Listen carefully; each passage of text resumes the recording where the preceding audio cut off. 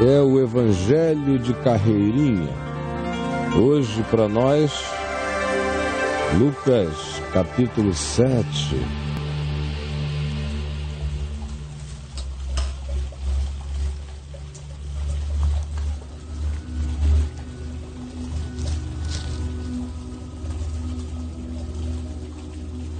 Jesus nos ensinou, dizendo: não basta me chamar de Senhor e não fazer o que eu mando. É loucura. É como construir a casa para ela cair na tempestade.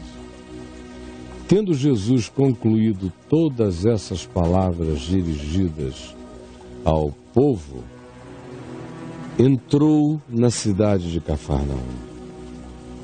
E o servo de um centurião romano, de um capitão de 100, que faziam a guarnição de Cafarnaum, a quem este centurião muito amava este servo, estava doente, quase à morte.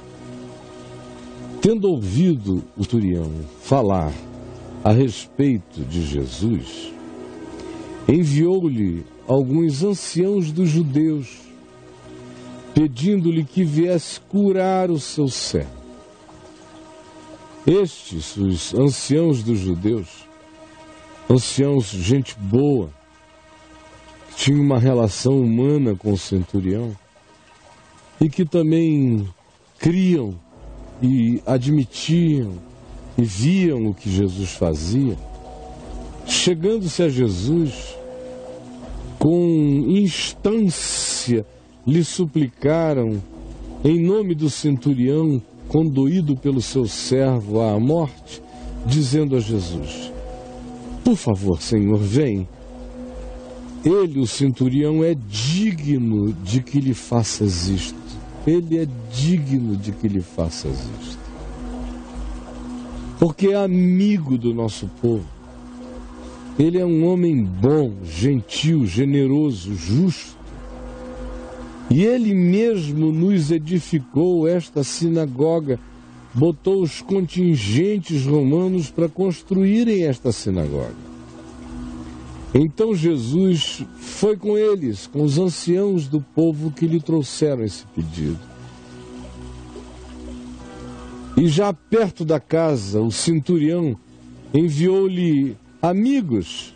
Ele mesmo não veio, mas enviou-lhe amigos para dizer a Jesus: Senhor, não te incomodes, porque eu não sou digno. Eu não sou digno, eu sei que eu não sou digno de que tu entres na minha casa.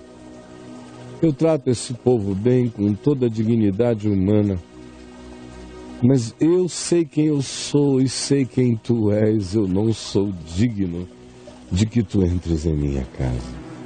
Por isso mesmo, não me julguei digno de ir ter contigo, mas pedi a terceiros que intercedessem em meu favor, porque eu não tinha coragem de pedir por mim mesmo, nem de chegar à tua presença. Por isso é que eu te digo, apenas manda uma palavra. Não precisas vir aqui, nem eu preciso ir aí. Eu sei quem tu és, eu sei quem eu sou. Apenas manda uma palavra e o meu rapaz será curado imediatamente. Porque eu sei como é e sei quem tu és. Eu sou homem sujeito à autoridade, por exemplo. Quando os meus superiores me dão uma ordem, eu obedeço. Também tenho soldados às minhas ordens. E sei como é. Quando eu digo a este, vai, ele vai. Quando eu digo a um outro, vem, ele vem. Quando eu digo ao meu servo, faze isto, ele o faz. Ouvidas estas palavras, vendo Jesus que ele de fato estava dizendo, não é preciso que seja um encontro tátil, Eu sei que tu és o Senhor dos senhores, a autoridade das autoridades. Manda uma palavra e tudo vai acontecer. Quando Jesus ouviu estas palavras, admirou-se daquele homem, daquele pagão assim considerado, daquele gentil, daquele a quem os religiosos em geral dizem é um perdido porque não foi batizado, circuncidado, não virou um de nós. Quando Jesus ouviu essas palavras do homem, admirou-se dele e, voltando-se para o povo que o acompanhava, disse: afirmo-vos que nem mesmo em Israel achei fé como esta. Onde vocês dizem que é a casa da fé, eu nunca encontrei nada igual. E voltando para casa, os que foram enviados, os anciãos, gente boa dos judeus, voltando para a casa do centurião, encontraram curado o servo dele. No dia seguinte, dirigia-se Jesus de Cafarnaum a uma cidade também na Galileia chamada Naim. E com ele iam os seus discípulos e numerosa multidão. Como se aproximasse da porta da cidade de Naim, eis que saía da cidade o enterro do filho único de uma viúva, único filho da viúva, sem marido e sem filho agora. E grande multidão da cidade ia com ela, expressando condoimento pela situação dela. Vendo a Jesus e vendo que era uma situação de abandono total, compadeceu-se dela e lhe disse: não chores, não chores, não chores. E chegando-se, tocou o esquife e, parando os que o conduziam, disse: jovem, eu te mando, levanta-te. E sentou-se aquele que estivera morto e passou a falar imediatamente. Era um jovem. E Jesus então o restituiu à sua mãe, que ao tê-lo de volta tinha também não só a restituição do seu amor, o saramento da sua saudade, mas a garantia da sua sobrevivência humana naqueles dias. Todos ficaram possuídos de grande temor e glorificavam a Deus, dizendo: grande profeta se levantou entre nós, e com certeza Deus visitou o seu povo. Era o que diziam. Ora, esta notícia a respeito de Jesus divulgou-se por toda a Judéia, chegou a Jerusalém, rodou em todas as circunvizinhanças do poder religioso. Todas essas coisas foram referidas a João Batista pelos seus discípulos. E João, chamando 2 dos seus discípulos, enviou-os a Jesus para perguntar: és tu aquele que estavas para vir, ou havemos de ainda esperar um outro depois de ti?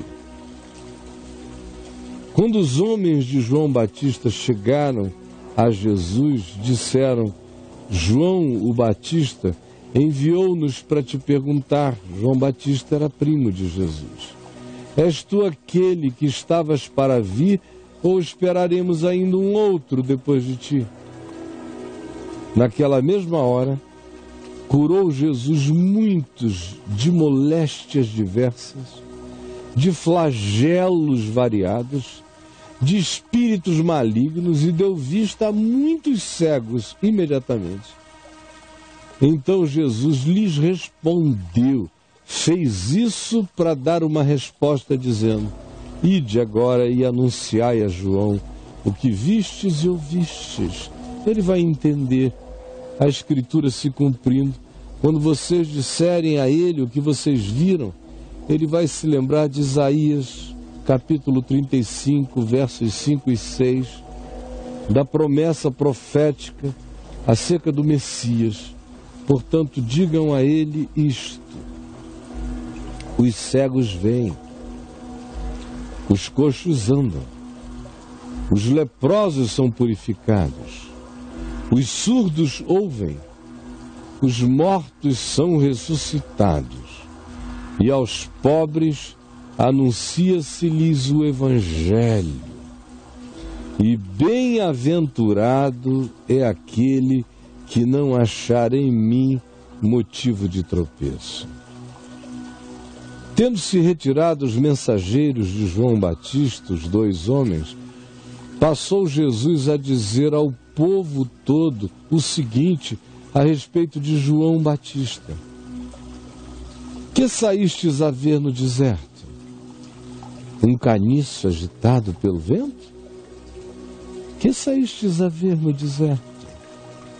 Um homem vestidos de roupas finas? Ora, os que se vestem bem e vivem no luxo moram nos palácios dos reis. Sim, que saístes a ver no deserto? Um profeta? Sim, eu vos digo, um profeta. E muito mais do que um profeta foi o que saístes a ver. Profeta ele é sim, mas ele é mais do que apenas um profeta. Ele, João Batista, continua a dizer Jesus, é aquele de quem está escrito nas Escrituras, que vocês conhecem muito bem, como Malaquias capítulo 3, verso 1. Eis aí envio diante da tua face o meu mensageiro, o qual preparará o teu caminho diante de ti. Esse é João, que foi enviado antes de mim. Está dizendo Jesus, ele não é só um profeta, ele é cumprimento de profecia em relação à inauguração desse reino da graça, do acolhimento e da misericórdia. Eu vos digo, entre os nascidos de mulher, todos desde Adão, ninguém é maior do que João. Mas o menor no reino de Deus, na compreensão do significado do reino, tendo nascido de novo, é maior do que ele. Porque João sem nós não seria aperfeiçoado. E porque a revelação cresceu eternamente em Jesus. De modo que os filhos do reino são os que olham e interpretam tudo a partir de Jesus. Este é o significado de que o menor no reino de Deus é maior do que João. Todo o povo que o ouviu, e até os publicanos, mal considerados entre vocês, reconheceram a justiça de Deus em João Batista. E foram batizados com o batismo de João, com água, convidando os homens à conversão. Mas os fariseus, os teólogos, os intérpretes da lei, os exegetas, rejeitaram a João. Quanto a si mesmos, rejeitaram o desígnio de Deus, não tendo sido batizados por ele, para não validá-lo e para não reconhecerem-se pecadores diante dos homens. Para não se identificarem com a condição humana, também não se batizaram. A que, pois, compararei os homens da presente geração? Esses fariseus, esses intérpretes da lei, esses escribas, esses exegetas, esses hermeneutas, a quem os compararei? Aqui são eles semelhantes. São semelhantes a meninos, eles são os meninos. Sentados na praça, são todos uns bobos. Meninos bobos gritando uns para os outros. Nós vos tocamos flauta e não dançastes. Entoamos lamentações e não chorastes. Sabem esta música que se canta e essa brincadeira que se faz? Eles são esses meninos. Esses intérpretes autorizados da Escritura, os catedráticos da Bíblia, esses são esses seres mal-humorados, pois veio João Batista e João não comia nem pão. João não bebia nada de vinho, nunca tocou numa taça de vinho. E vocês, líderes religiosos, dizeis acerca de João: tem demônio. Venho eu, filho do homem, que como de tudo e bebo de tudo, e dizeis: eis aí um glutão, bebedor de vinho, amigo de pecadores, publicanos e gente que não presta. E é isso que eu comparo vocês. Vocês não se contentam com nada. Se for de Deus, vocês não querem. Mas a verdadeira sabedoria é justificada por todos os seus filhos. Quem é filho do entendimento concorda com a verdade sempre. Convidou um dos fariseus para que Jesus fosse jantar com ele na casa dele. Jesus, entrando na casa do fariseu, tomou lugar à mesa, naquele mesmo dia. E eis que uma mulher da cidade, mulher pecadora, sabendo que Jesus estava jantando na casa do fariseu, apesar de ela ser uma mulher, de ser pecadora, de ser à noite, de a casa não ser dela e ser de um fariseu, ela passou por cima disso tudo e levou um vaso de alabastro com unguento, com perfume preciosíssimo. E estando por trás, vindo de gatinhas, pois se comiam em mesas baixas, em divãs baixos, ela veio engatinhando por detrás, até que chegou aos seus pés e derramou-se chorando sobre os seus pés, regava-os com as suas lágrimas e os enxugava com os seus cabelos e beijava-lhe os pés e derramava o unguento e ungia os pés de Jesus com aquele perfume. Ao ver esta cena, que qualquer um com os olhos bons acha linda,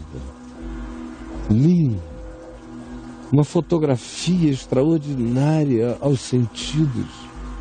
Todavia, ao ver isto, com aquele olhar de fariseu, com cabeça de fariseu, com malícia de fariseu, com maldade religiosa, o fariseu que o convidara para aquela festa, em homenagem a Jesus, disse consigo mesmo: se este fora de fato um profeta, bem saberia quem e qual é esta mulher que lhe tocou e que todo mundo já pegou aqui. Saberia que ela é uma pecadora. Dirigiu-se Jesus ao fariseu e lhe disse, na mesma hora, sabendo o que ele pensava: Simão, é o nome do fariseu, uma coisa eu tenho a dizer-te. E o fariseu, como um bom fariseu, educadamente, polidamente disse: dize-a, mestre. Jesus disse: olha aqui, certo credor tinha 2 devedores. Um deles lhe devia 500 denários, muito dinheiro. e o outro devia 50 denários, o dízimo da dívida daquele. Não tendo nenhum dos dois com que pagar ao credor, o credor generosamente perdoou-lhes a ambos integralmente das suas dívidas. Me responde, qual desses dois endividados, um devia 500 denários, outro 50, qual desses dois amará mais a esse credor generoso e perdoador? Me responde. Respondeu-lhe o fariseu Simão: ora, eu suponho que aquele a quem mais perdoou, aquele que foi perdoado os seus 500 denários, deve ser de uma gratidão imensa. Replicou-lhe Jesus: é verdade, tu julgaste bem. E voltando-se para a mulher que lhe beijava os pés, e ungia-o com unguento, enxugava com seus cabelos e chorava sobre ele, Jesus, voltando-se para ela, disse: olha ali, olha essa mulher. Simão, olha bem para ela. Tu vês esta mulher? Tu vês? Tu enxergas o que aqui? Uma prostituta, uma pecadora, ou tu enxergas uma mulher, um ser humano? Vês esta mulher? Vês esta mulher? Eu entrei em tua casa e não me deste água para lavar meus pés sujos da rua. Ela, porém, regou os meus pés com lágrimas, os lavou com lágrimas e os enxugou com os seus cabelos. Quem é que ama mais? Por que ela ama mais? Tu não me deste um beijo no rosto quando eu cheguei aqui. Ela, entretanto, desde que eu entrei, não cessa de me beijar os pés. Tu não me ungiste a cabeça com óleo, como é de praxe fazer, perfumar o convidado. Tu não fizeste isso comigo. Mas ela, com bálsamo precioso e caro, ungiu os meus pés.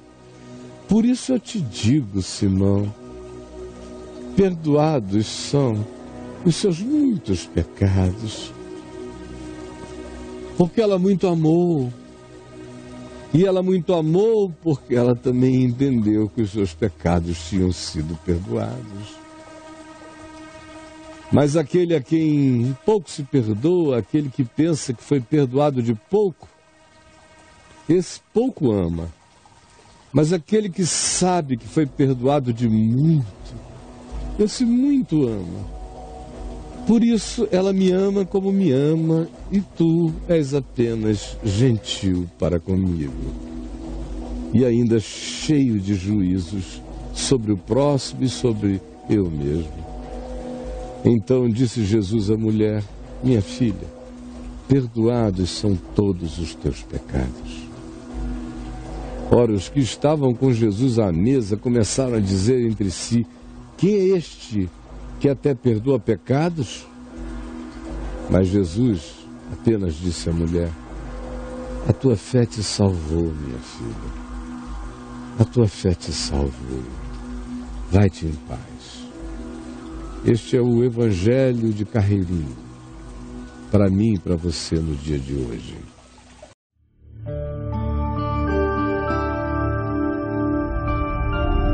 Vem me ver TV, o canal é você.